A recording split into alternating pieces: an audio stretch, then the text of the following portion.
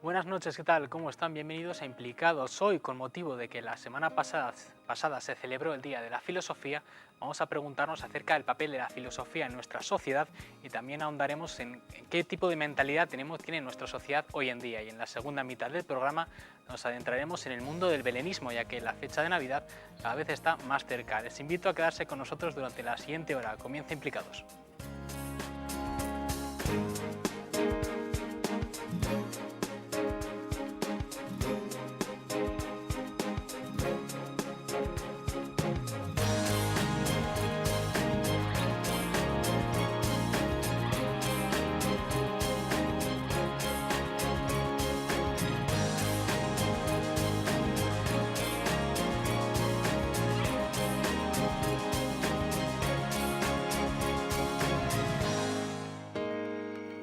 Comenzamos nuestro programa de hoy recordando que la semana pasada fue el Día de la Filosofía. Vamos a preguntarnos acerca de qué papel cumple en nuestra sociedad la filosofía y también qué mentalidad es la que impera, es la que tenemos en nuestra sociedad. Para hablar de este tema nos acompaña en nuestra mesa Joaquín Roal, es profesor de filosofía en el Instituto Plaza de la Cruz. Buenas noches, bienvenido. Buenas noches.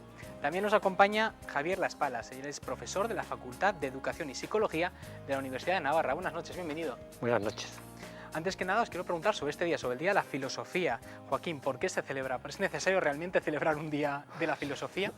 Se han sacado días para todo, supongo, ¿eh? Pero bueno, mientras recuerden la filosofía, pues adelante, que lo hagan. ¿Sigue teniendo un papel hoy en día la filosofía en nuestra sociedad? Yo venía pensando ahora cuando venía, digo, pues si no tiene papel la filosofía, ¿qué lo tiene?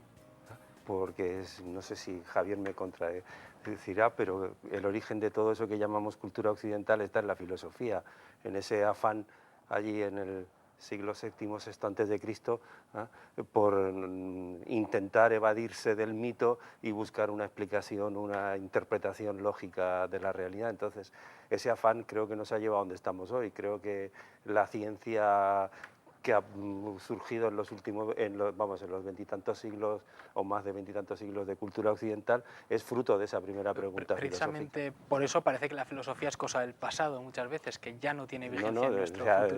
Es que sin filosofía, en nuestro presente y futuro. yo entiendo que sin filosofía nuestra cultura no tendría ningún sentido. Entonces, si le quitamos el fundamento, el sentido a nuestra cultura, ¿qué hacemos? ¿Qué significa ser filósofo hoy? Hoy y siempre, ¿qué significará ser filósofo? Pues no parar de preguntar. Preguntar y preguntarse. No parar de preguntar, porque si no parece que tenemos las definiciones dadas, determinadas, y basta con expresar las ideas a través del plasma y que no me pregunten nada. Entonces, pues no. Venía, antes dándole vueltas, yo alguna vez he leído algo de un filósofo que nació en Pamplona y que murió en Colombia debido a la maldita guerra incivil española, Juan David García Vaca, y ahí en un texto que tiene por ahí que se está preguntando qué es el ser humano, dice, esa pregunta se la hizo Sócrates, la preguntó en el oráculo de Delfos, no encontró respuesta y entonces empezó a buscarla por el lado lógico y dice, y de esa pregunta qué es el hombre surgió la filosofía. Entonces, como no la vamos a responder nunca, porque por suerte no hay una respuesta definitiva de qué es el ser humano, pues tendrá que seguir habiendo filosofía. En tu caso, Javier, ¿crees que la filosofía hoy en día está valorada, se valora en nuestra sociedad? No creo que se valore mucho la filosofía, sobre todo Muchas porque veces parece como que es una María, ¿no? Como una asignatura en María. no se valora el conocimiento. En nuestra sociedad es bastante materialista, pero no nos vamos a engañar. O sea, lo que le importa a los padres y lo que le importa a la gente es tener un buen puesto de trabajo y ganar dinero, ¿no? Entonces, pero necesitamos la filosofía porque si no, no sabemos ni quiénes somos, ni quiénes son los demás, ni qué hemos de hacer, ni cómo hemos de vivir. Para un ser humano eso debería ser bastante más importante que el dinero.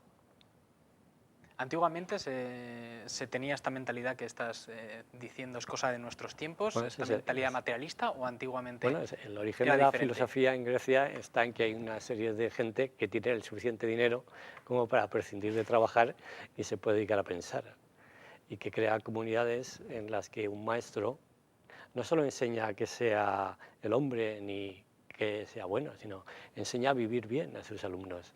La filosofía ha ido perdiendo mucho, se ha ido acamanizando mucho esto en el mundo moderno, ¿no? Entonces, pero en su origen la filosofía era un grupo de señores que seguían las doctrinas y la forma de vida de un señor que sabía que era bueno porque algo era bueno y vivía de acuerdo con lo que creía. Has señalado antes un cambio de mentalidad hoy en día, que precisamente por eso no se valoran, es más material la sociedad y precisamente no se valora tanto la filosofía. Nos hemos querido preguntar esta semana esto en la calle a los ciudadanos, ¿qué opinan sobre el cambio de mentalidad? Si de unos años aquí ha cambiado a mejor o a peor la mentalidad de la sociedad, y estas son las respuestas que nos hemos encontrado. Creo que ha habido cambio, pero me parece que en Navarra es lento y que todavía queda bastante. O sea, me parece que la gente sí que piensa diferente, pero creo que muchos siguen actuando como se hacía antes. No sé, que mantienen como unas apariencias y que no han cambiado de verdad. Sí, un poco más igual de libertad, de tolerancia, ¿no? De respeto, que no todo tiene que ser blanco o negro, sino que hay más posibilidades y que, no sé, hay que aceptarse un poco más y respetar al resto. Según en qué cosas, a mejor en según en qué cosas y a peor pues también, pero ya sabes. Pues que hay mucha libertad, demasiado, hay libertinaje ahora en vez de libertad, ¿sabes? Yo considero que ha ido a peor. Horrible, vamos como los caballos para atrás claramente. Nadie respeta a nadie, todo el mundo va, y esto va a ser un país de solitarios, va a ser. Nadie aguanta a nadie, todo el mundo quiere tener, materializar sus deseos como sea y trabajar ni Dios no quiere hacer. Mucho, pasarlo muy bien, divertirse mucho, o sea, beber, eso es lo que a mí no me gusta mucho, ¿no? Pero de todas maneras no veo, a pesar de todo eso, desórdenes. Peor.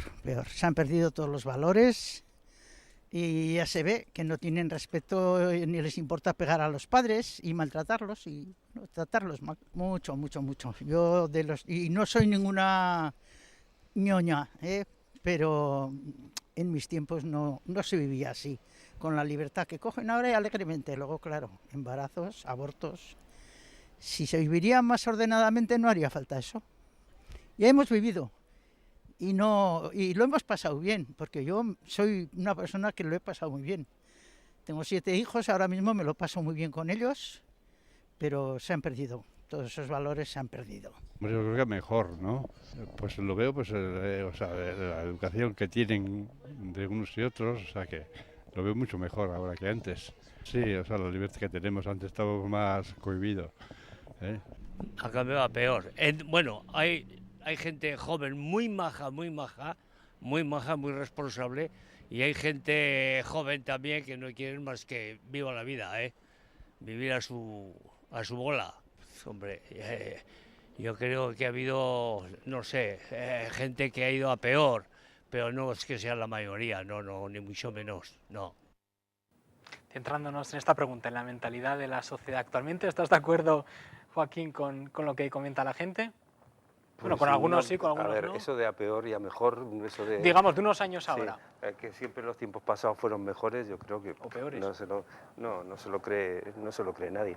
Yo estoy rodeado de chavales y en general la inmensa mayoría son gente muy maja y muy válida y no creo que sean ni mejores ni peores que cuando yo tenía su edad. No, me parece que no, pero bueno.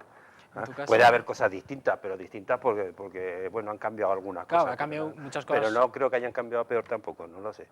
Pues salvo quizás en la poca preocupación por saber y la mucha preocupación por ganar dinero, no lo sé. Pero... Javier, ¿en tu caso crees que se han perdido, digamos, valores sociales, que ha cambiado la mentalidad? ¿Cómo ves hoy en día la mentalidad actual? No lo sé, es que eso siempre es muy complicado saberlo, o sea, hacer un juicio de qué sociedades son mejores y peores. Eso, algunas tendrán unos defectos y otras tendrán otros defectos. A mí sí que me llamó la atención la incapacidad para comprometerse con cosas fijas. Creo que eso sí que es una cosa que llama la atención. Los compromisos estables en lo que sea, en el matrimonio, en las vocaciones profesionales, en las vocaciones religiosas, etc. Creo que eso ha decaído bastante.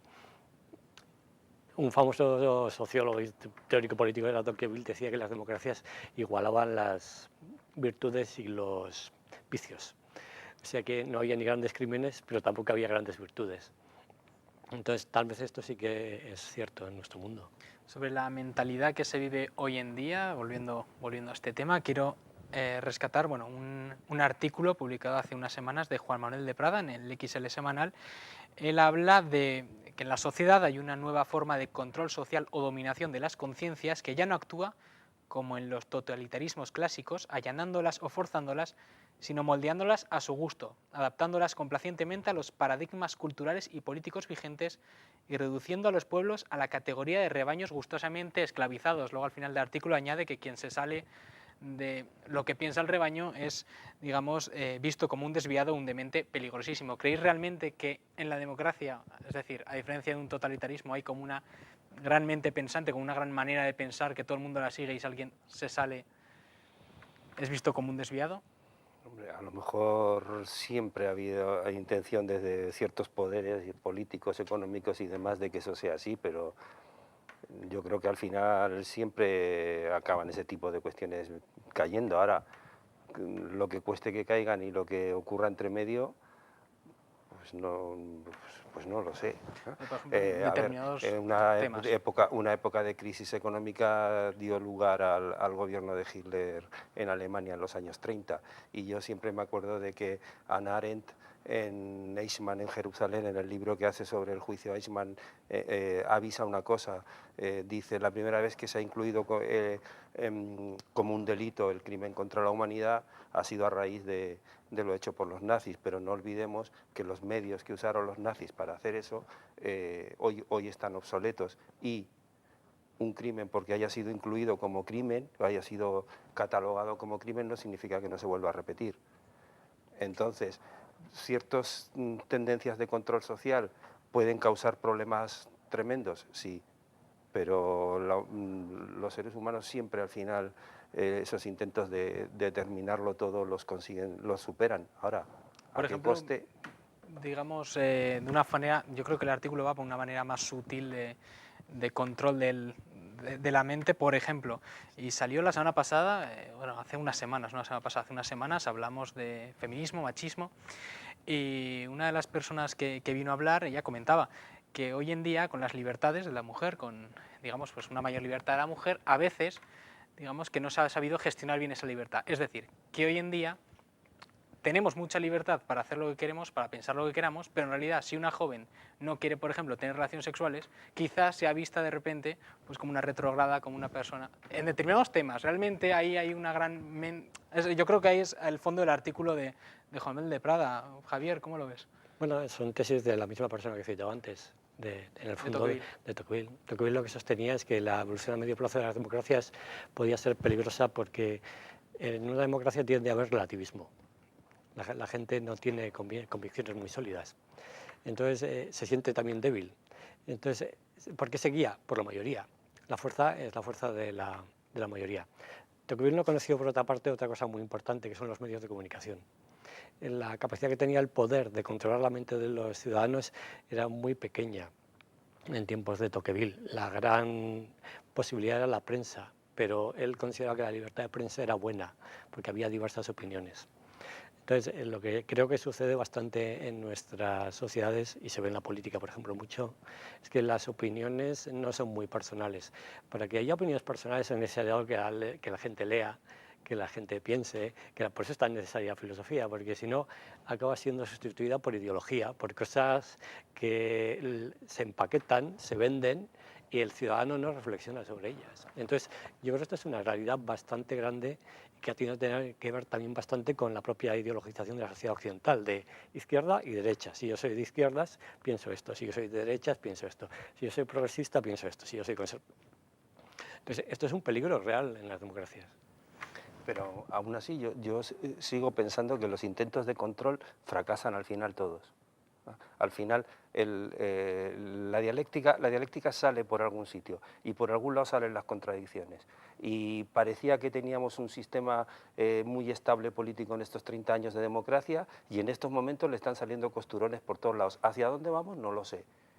Pero las contradicciones están ahí, las contradicciones acaban aflorando y acaban haciendo que por mucho intento de control, ese control, aunque en el fondo, si cogemos hoy, parece que hay grandísimos poderes de la mundialización y la globalización, dicen por ahí, que parece que lo quieren controlar absolutamente todo. creo que eso al final por algún lado revienta, por algún lado sale la apertura, ¿no? Y yo no veo a los chavales tan relativistas, ¿eh? Y luego estábamos hablando a la gente joven, y luego no está solo la parte racional del ser humano, están los racional, ya, están los sentimientos, y los sentimientos no son muy diferentes de una generación a otra.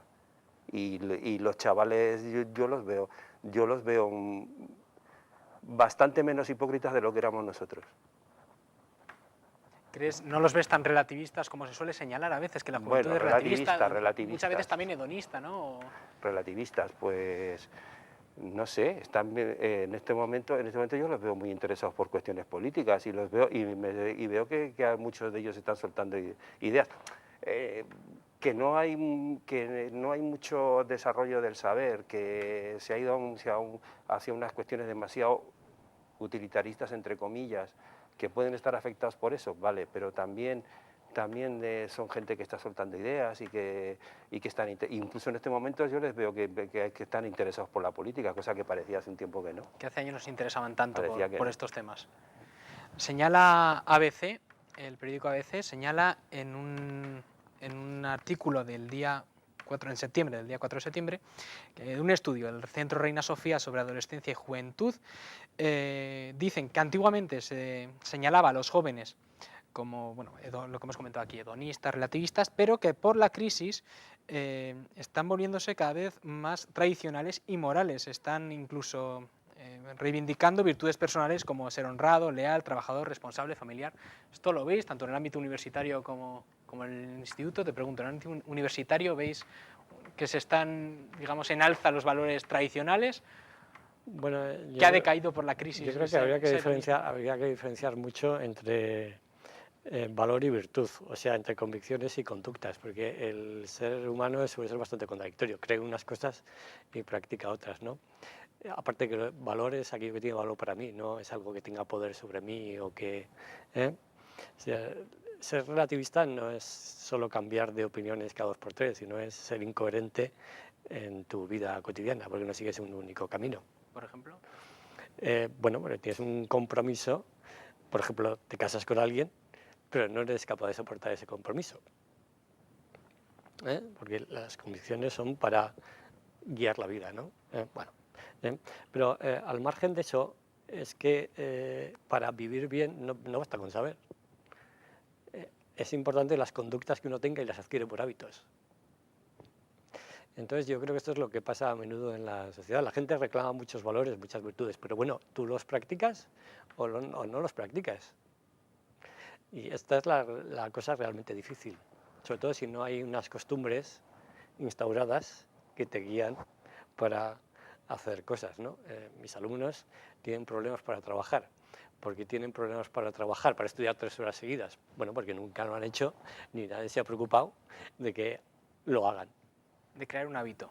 Claro, entonces la virtud o los valores, si uno quiere, son cuestiones de conductas, no de convicciones.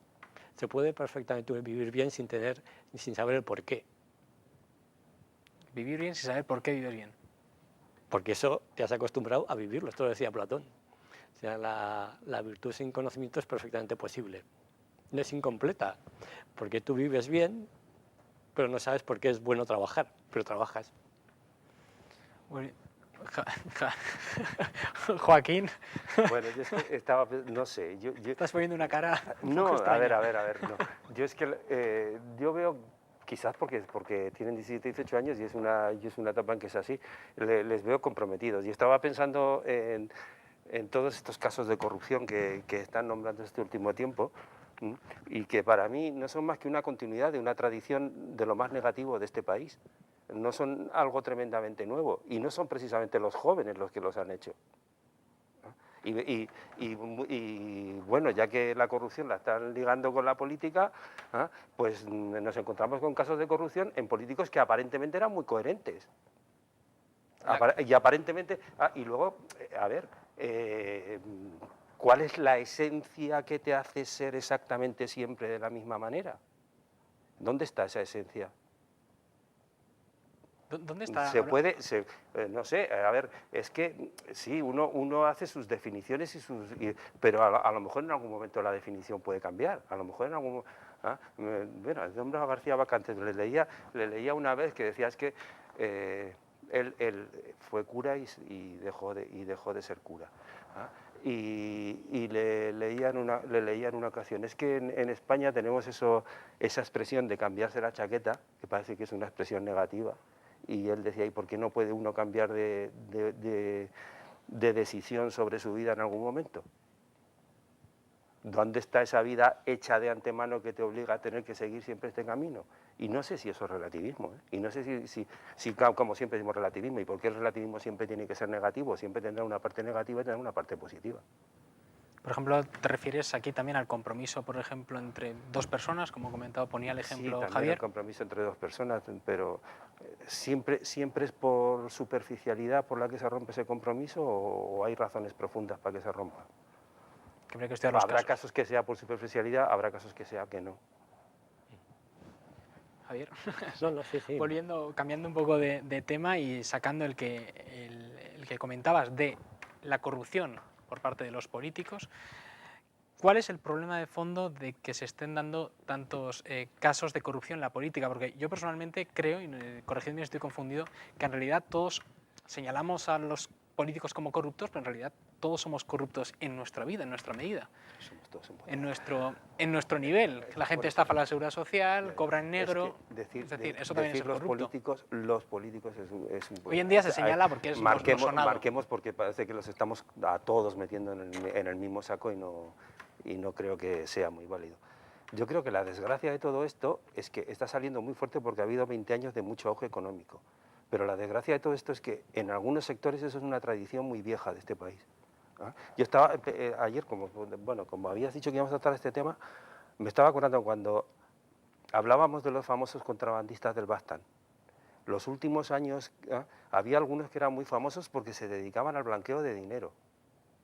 Y me acuerdo que había un personaje que era el rubio de Irurita, que era como un mito, y se dedicaba al blanqueo de dinero. Y hace como, no sé, que un año así salió esa organización del Gaopín, ¿era? Sí, ¿A qué se dedicaba la organización del Gaopín? A blanqueo de dinero.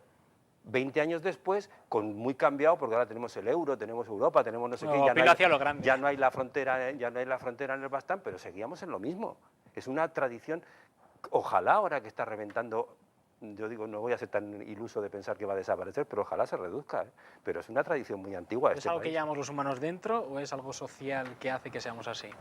Javier. Bueno, son las dos cosas, ¿no? O sea, el hombre hace delitos o comete faltas porque tiene fraquezas, tiene debilidades.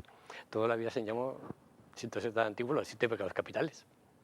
Pero al margen de esto, respecto a la corrupción, yo creo que en España hay un asunto importante, es la enorme intervención que el Estado tiene en la vida social y en la vida económica.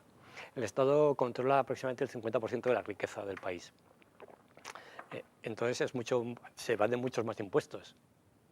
Primero porque hay más tentación de evadir impuestos y segundo porque hay mucha más gente, el político maneja mucho más dinero. También si hubiera más empresas, si el Estado interviniera menos, también eso no quiere decir que la gente no sea corrupta. Podría ser incluso más, podría ser. El delito de evasión de impuestos o de blanqueo de dinero depende del nivel de impuestos. Entonces, en Estados Unidos siempre hay menos delitos de evasión de impuestos porque la presión fiscal es del 15 o del 20%. Por tanto, hay menos. Pasa lo mismo con los partidos políticos. ¿Por qué son delito muchas cosas que consideramos corrupción de financiación de partidos políticos? Porque en Europa se financian públicamente los partidos políticos. En Estados Unidos ese delito no existe porque no hay ningún tipo de financiación pública de los partidos políticos. El régimen político, las normas que rigen la política, ofrecen más o menos oportunidades, de hecho, de ejercer la corrupción política. Entonces, que ahí está el sistema, digamos, de la intervención del Estado, también está en la raíz de esto. Pero también hay un olvido de una cosa. O sea, a ver, hay gente que se pone la pulsera de la bandera de España aquí, o otros de otra bandera, me da lo mismo, ¿no? Cuando se trata de celebrar los triunfos de un deportista, muy bien. Pero cuando se trata de decir, vamos a mantener un cierto nivel de bienestar en la sociedad, entonces aparecen los pensamientos de, yo que me he esforzado, que he hecho no sé qué, que gano tanto dinero, ahora siento que tengo que soltar dinero mío para que a este que es un desgarramantas le... Si llevamos la bandera aquí, la llevamos con todas las consecuencias. Y, hombre, no sé, tener un gran porcentaje de la población sin acceso a la sanidad, como dicen que ocurre en Estados Unidos, tampoco me parece a mí que sea el ideal, ¿eh? Por lo menos a mí no me parece que eso sea el ideal. A mí esto de que ahora, de que me encuentre que hay publicidad en la radio diciéndome, cójase usted no sé qué seguro de enfermedad, o que me tenga que ir a la 6ª planta de un gran almacén a arreglar mi situación sanitaria, pues la verdad a mí me convence muy poco. Estaríamos más rato discutiendo sobre este tema, pero se nos acaba el tiempo para la tertulia. Muchísimas gracias a los dos por haber venido, por haber dado esta visión general, que hemos creído que sea un poco general, de la filosofía y también de la mentalidad actual que tenemos en nuestra sociedad. Muchísimas gracias a los dos por venir implicados. Y ahora en unos minutos pasamos a publicidad y a la vuelta volvemos con otro tema diferente, los belenes.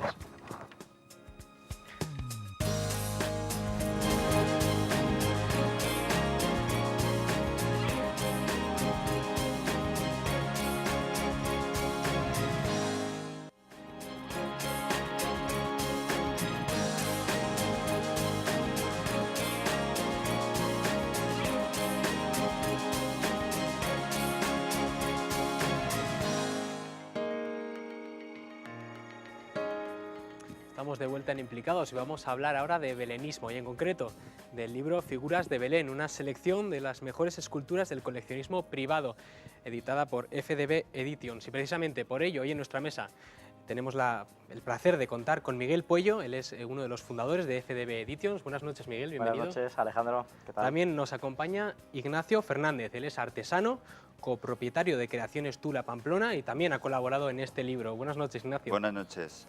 También nos acompaña a mi derecha Miguel Ochoa, él es también, al igual que Miguel Puello, fundador de FDB Editions y además es coleccionista de belenes. Buenas noches, bienvenido. Buenas noches.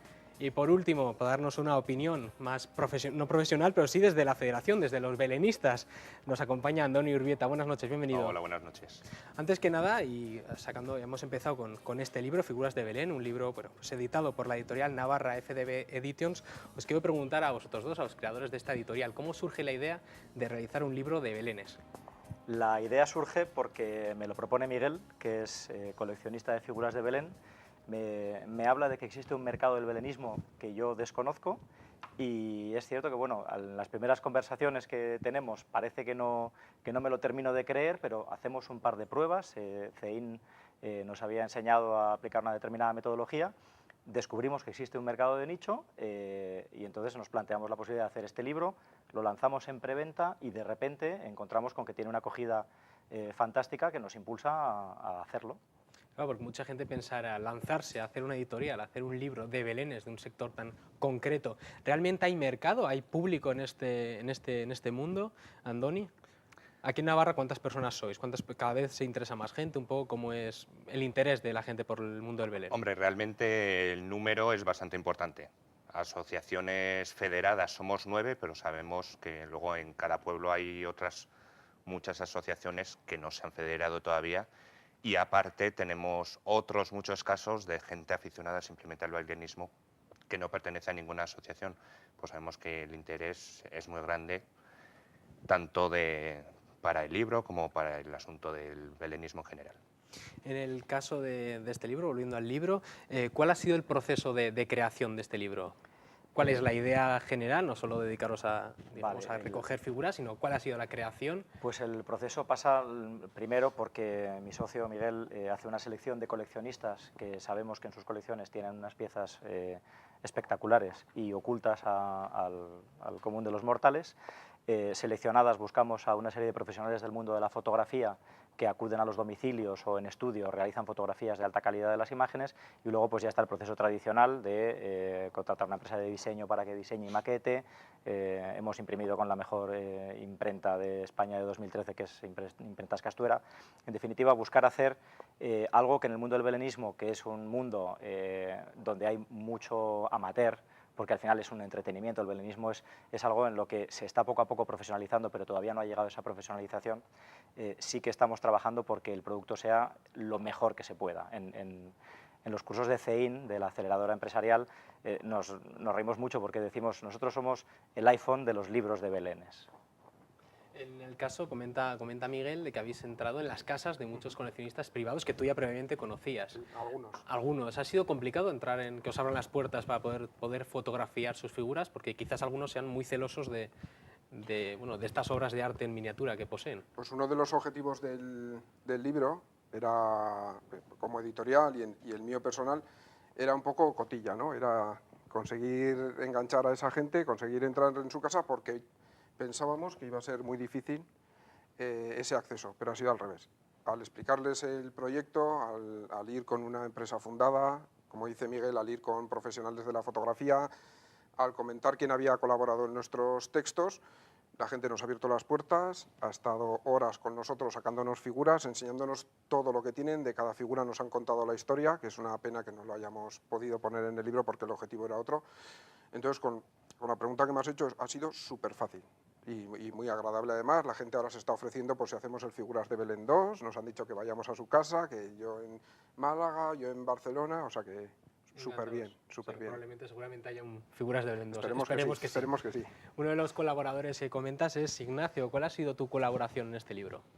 Bueno, pues yo en mi caso el tema del libro se me planteó como una oportunidad para de alguna manera promocionar también mi taller y lo que es mi obra, ¿no? Entonces, pues ha sido muy sencillo a través de fotografías de algunas de las piezas que realizo en el taller y también a través de un texto. Uno de los 4 textos del libro lleva mi firma y, bueno, versa un poquito sobre el proceso creativo, la motivación a la hora de hacer una pieza, toda esa parte interna propia de lo que es un taller de modelado de figuras. Es artesano, tienes tu propio taller, bueno, Creaciones Tula, Pamplona. Sí.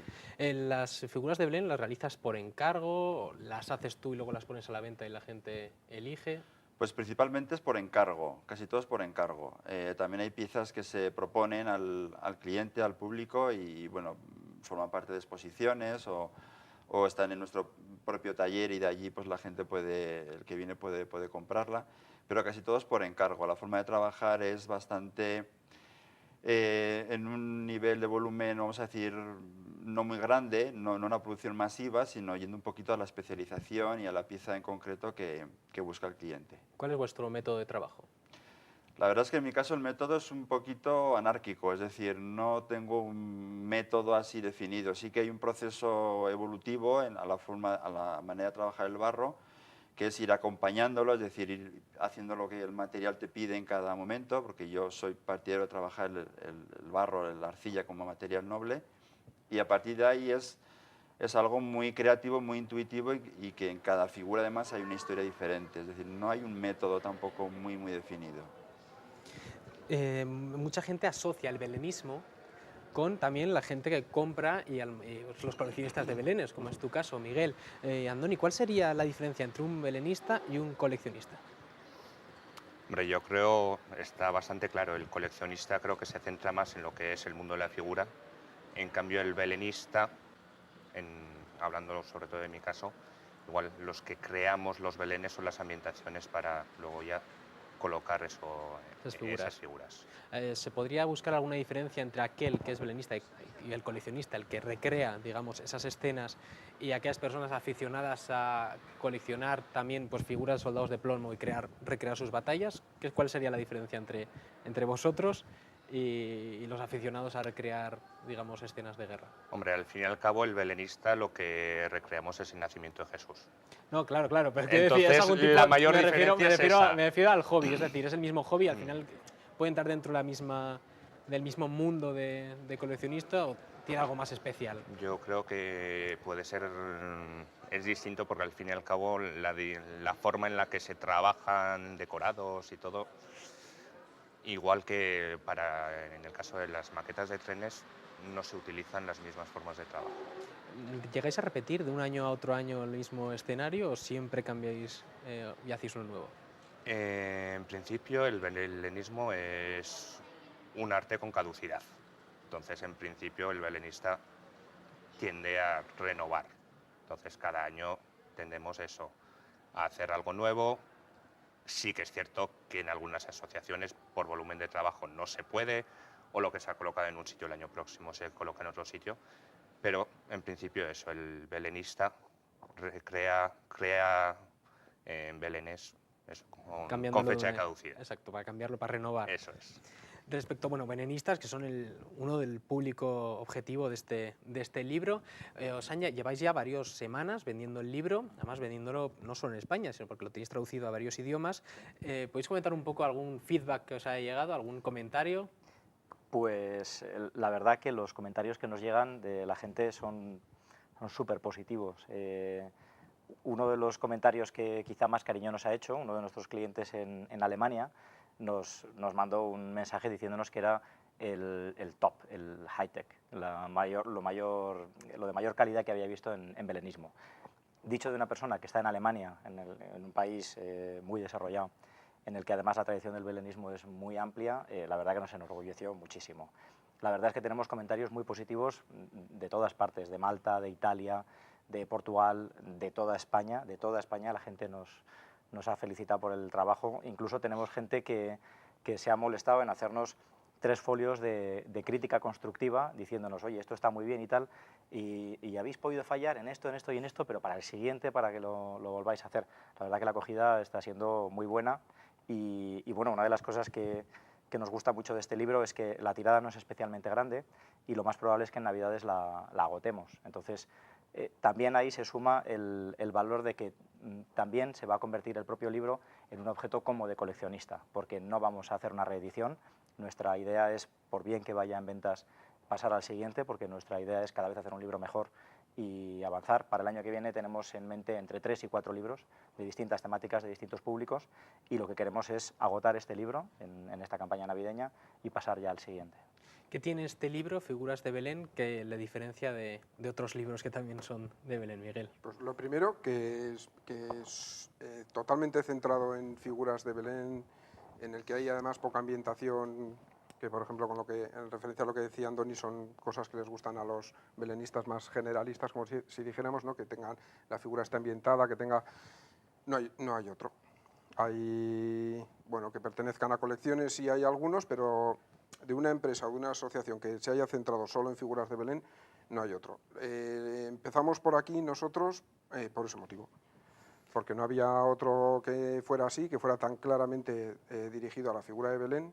Queremos, eso era un objetivo que en mi caso tenía desde hace tiempo y con Miguel lo entendió perfectamente, potenciar el valor de la figura de Belén. El valor de la figura en sí, como obra de arte, también. Eso es. Por eso también nos apoyamos en Ignacio y en otra artesana que es Montserrat Ribes, porque entendemos que ellos con su trabajo también están entendiendo o consiguiendo que es pues esa catalogación de las figuras, ¿no? como obras de arte, más que como esas figuras que guardamos en una caja.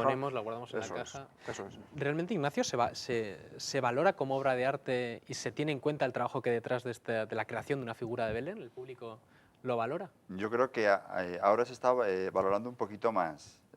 Hasta ahora, o hasta hace un tiempo, quizás en el ámbito belenista, pues la figura para muchas personas era pues un material más que entraba en la asociación y se guardaba, se utilizaba y tenía su uso, pero la gente no se llegaba a parar a ver lo que es una figura de Belén y lo que hay detrás de esa figura, ¿no? Entonces, nuestro interés como taller, y hablo en mi nombre, pero también en nombre de otros talleres por toda España, la idea es muy clara, es defender lo que hacemos como lo que es arte. Si quieres en pequeño formato, si quieres un arte figurista o impresionista, bueno, depende del estilo de cada uno, pero es un arte. Y en esa línea estamos, es decir, pretendemos que cuando alguien compra una figura de Belén, está comprando una pequeña o gran obra de arte, no un material más o un complemento para el Belén, que también lo es, porque hay público para todo, pero evidentemente desde nuestro taller defendemos eso, defendemos la figura de Belén como arte. ¿Cuánto te cuesta de media hacer una figura de Belén? Pues depende un poco también del un poco el trabajo que hay detrás y el trabajo que conlleva. Hay figuras que pueden costar, lo que es el modelado, pues un par de días o 3, hasta pues 2 o 3 semanas o incluso un mes, depende de la complicación de la figura. Y no siempre las figuras, porque hay gente que piensa, las figuras grandes llevan más tiempo.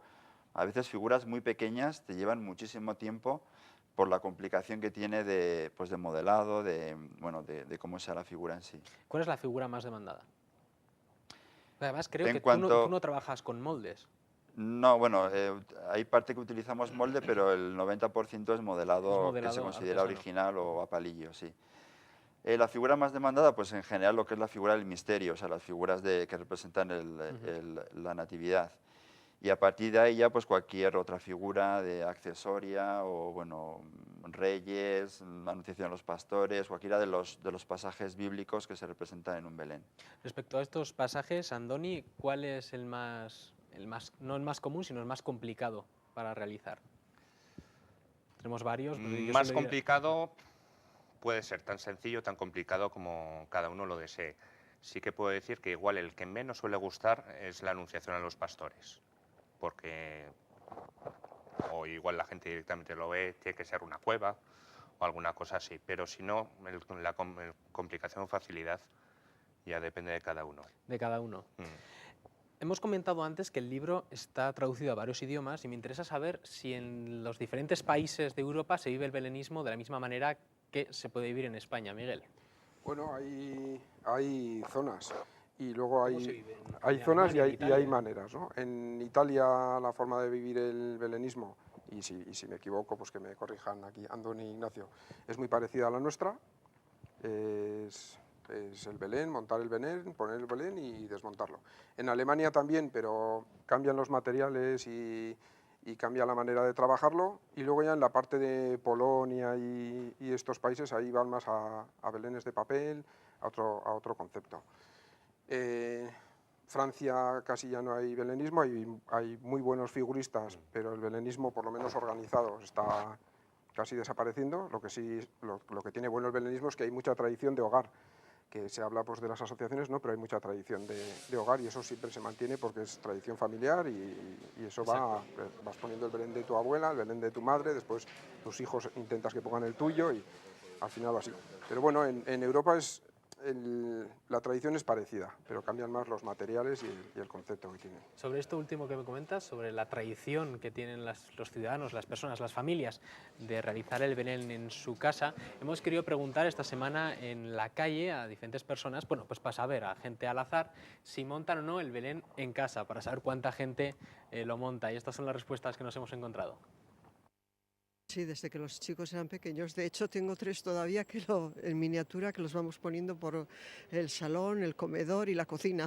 Pues nada, simplemente porque somos, no sé, cristianos o no sé, aparte de cristianos, pues tenemos devoción o yo no sé, o costumbre, no sé, 1000 cosas. Sí, sí. Es una tradición, además soy religiosa, proceso la religión y sí que lo pongo. Para mí significa algo muy importante, muy entrañable. No, ya soy mayor para montar belenes. Qué sé yo, por la edad o porque ya eso es cosa más que de chavales, ¿no? Ponemos el árbol de Navidad y otra cosa, nada. Sí que monto en casa el Belén, sí. Es tradición de siempre, pues como la tradición manda, todo es parafernalia. Sí, un pequeño Belén, sí. Bueno, por tradición y porque nos gusta. Un montón, no, pues porque llega un momento de que ya no estás ya en esos lides, ¿no?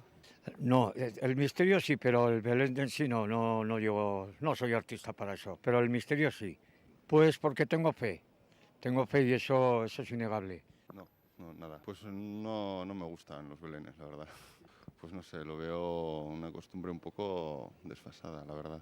Bueno, entiendo que para los niños es bonito y tal, pero yo no, la verdad es que no me dedico a esos quehaceres. Miguel, ¿estás de acuerdo con lo que hemos escuchado? ¿Es la percepción que tenéis vosotros? Sí, es muy lógico.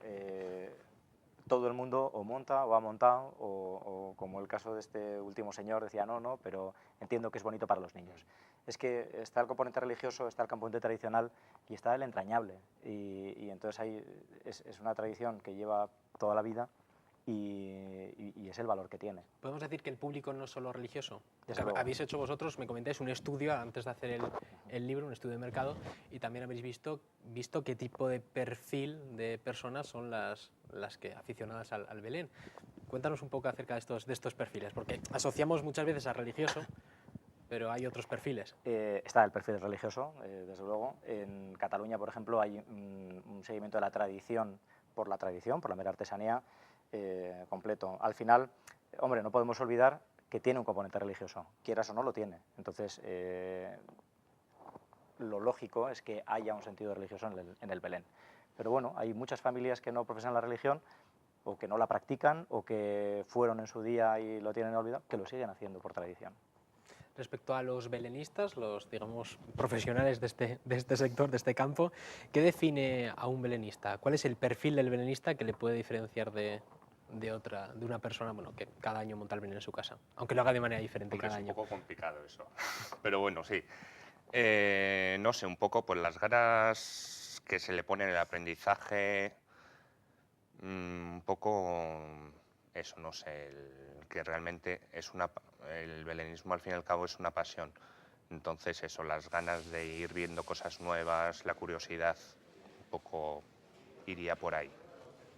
Ignacio, te quiero preguntar como artesano, me interesa mucho saber un poco, que me cuentes brevemente cuáles son tus inicios y cómo llegas a hacerte artesano de belenes, de figuras de Belén. Pues es muy sencillo. En el año 2000 en Pamplona se celebró un congreso internacional de belenismo y a la vez un congreso nacional que se celebra anualmente en una ciudad diferente de España.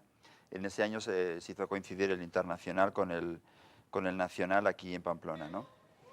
En los congresos se organiza una pequeña feria o muestra de los trabajos que organizan a los diferentes artesanos o artistas en referencia al Belén. Y bueno, yo llevaba un tiempo ya pensando en hacerlo un poquito, pero en plan pues aficionado, ¿no? Es decir, sin ninguna pretensión de dedicarme profesionalmente. Entonces me apunté a este congreso como artesano, es decir, para exponer mi obra, cuando aún no tenía ni local para trabajar. Es decir, lo hice realmente pues, pensando en que el congreso era en octubre y en marzo yo estaba entrando en el primer local que tuve, ¿no? Entonces, así fue el inicio un poquito de darte a conocer. Mi formación no tiene nada que ver con el mundo artístico, yo vengo de una rama totalmente técnica, como es la ingeniería, y esto pues, fue un giro vocacional, si quieres. ¿Y eres autodidacta? Totalmente, sí.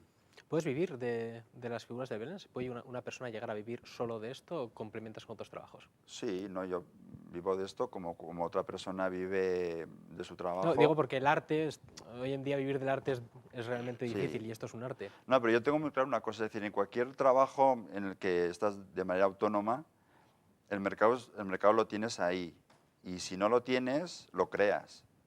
Lo que no puedes hacer es decir, podré, no podré, con las redes sociales, con toda la implicación que hay ahí de Facebook, Twitter y tal, Internet, nuestra aplicación y nuestra realidad mundial es esta. Yo tengo clientes en la isla de Guam, que yo no sabía ni dónde estaba la isla de Guam hace 3 años. En Estados Unidos, Sudamérica, Francia, que bueno, está más cerca, Italia. Si te sabes mover, encuentras público. Claro, claro, campo. pero es que es así, es como yo pienso, cualquier trabajo en el que estás de una manera autónoma, pues te lo tienes que... No, porque es una pregunta que se pueden hacer muchos, te lo pregunto por eso, muchos telespectadores, es decir, ¿se puede vivir realmente de crear solo figuras Sí. de Belén? Claro, Hombre, claro. si me preguntaras, ¿puedes vivir solo de tu venta en Pamplona? Porque estoy en Pamplona. Pues no.